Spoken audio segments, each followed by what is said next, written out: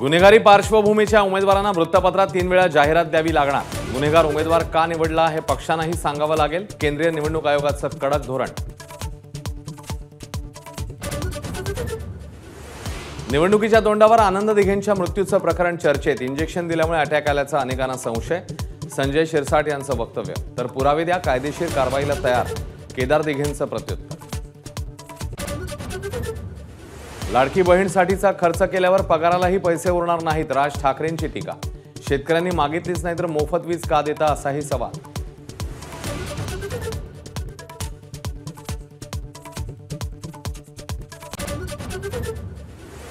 Senate निवडणुकीतल्या विजयाचा मातोश्रीवर जल्लोष। उद्धव आणि आदित्य ठाकरे जल्लोषात सहभागी। तर रश्मी ठाकरेंनीही पाहिला कौतुक सोहळा।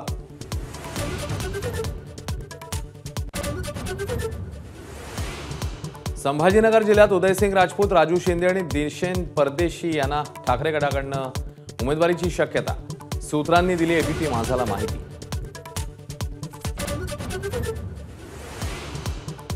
कागलची लढाई, निष्ठाविरुद्ध निष्ठेचे सौदागर। माझाशी एक्सक्लुझिव्ह चर्चेत समरजित घाटगेंचा मुश्रीफांवर निशाणा।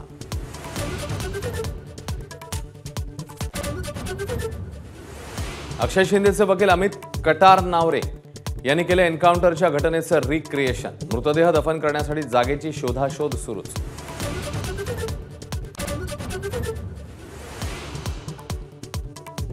कवठे महांकाळमध्ये राष्ट्रवादीच्या मुस्लिम कार्यकर्त्याला मारहाणीचं प्रकरण पेटलं। विशाल पाटील आणि रोहित पाटलांची निषेध सभा।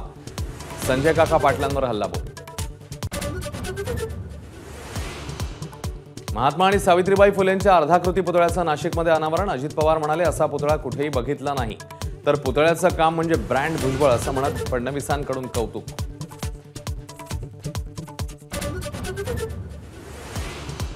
छत्रपती संभाजीनगरमध्ये रात्रीच्या वेळेस उडणाऱ्या ड्रोनचा उलगडा। पैठण, सिल्लोड, वैजापूर, गंगापूर तालुक्यात सर्व्हे करण्यासाठी खासगी कंपनीकडून ड्रोन उडवण्यात आल्याचं समोर।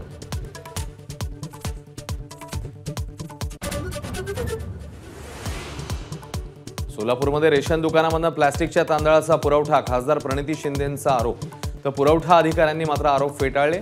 तांदूळ गुणसंवर्धित असल्याचा दावा।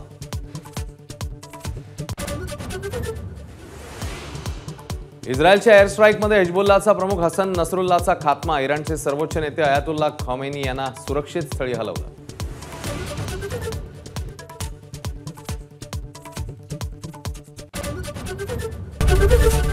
एबीपी माझा, उघडा डोळे बघा नीट।